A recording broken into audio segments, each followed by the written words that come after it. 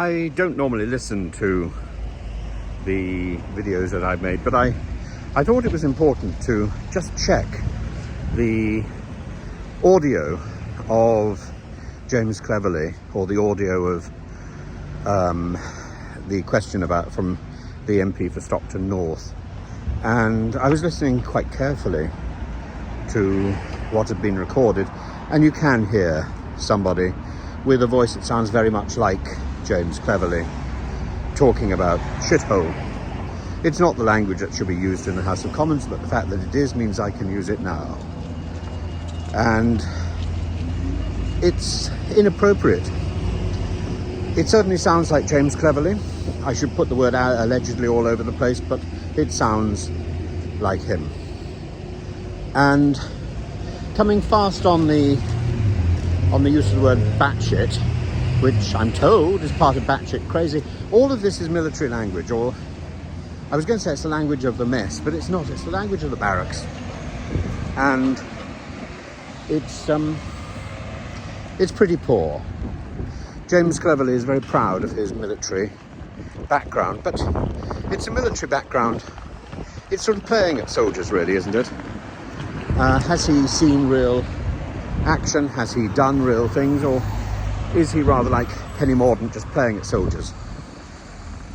And I don't wish to disparage anybody for their commitment to our country, which I'm sure is genuine, but there's a difference between somebody who's out in the field in Bosnia, for example, and then goes on to lead the Liberal Party, or somebody who is playing games and appropriating the language of the barracks and thinks it's appropriate in the House of Commons. It really isn't.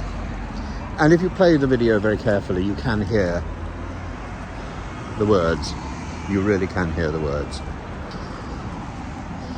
Now, is this the same sort of nonsense that we got with the former leader of the opposition, Jeremy Corbyn, when he was talking about that woman?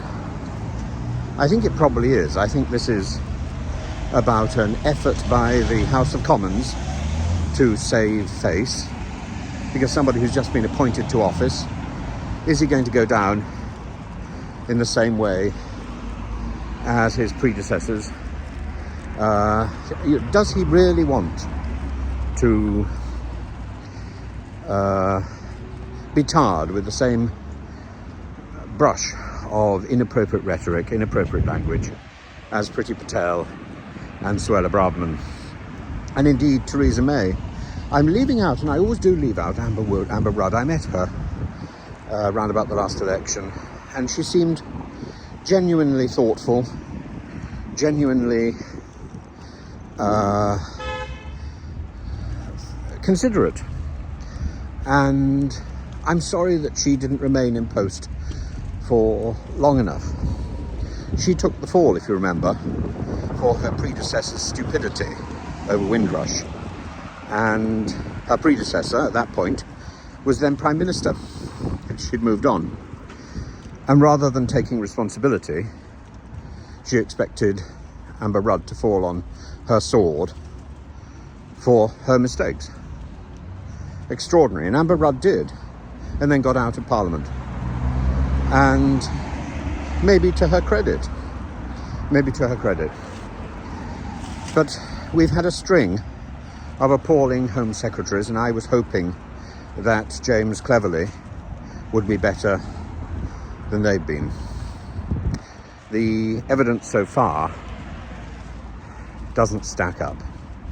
The evidence so far points to somebody who is foul-mouthed and thoughtless. And that's such a shame. I'd hoped for more.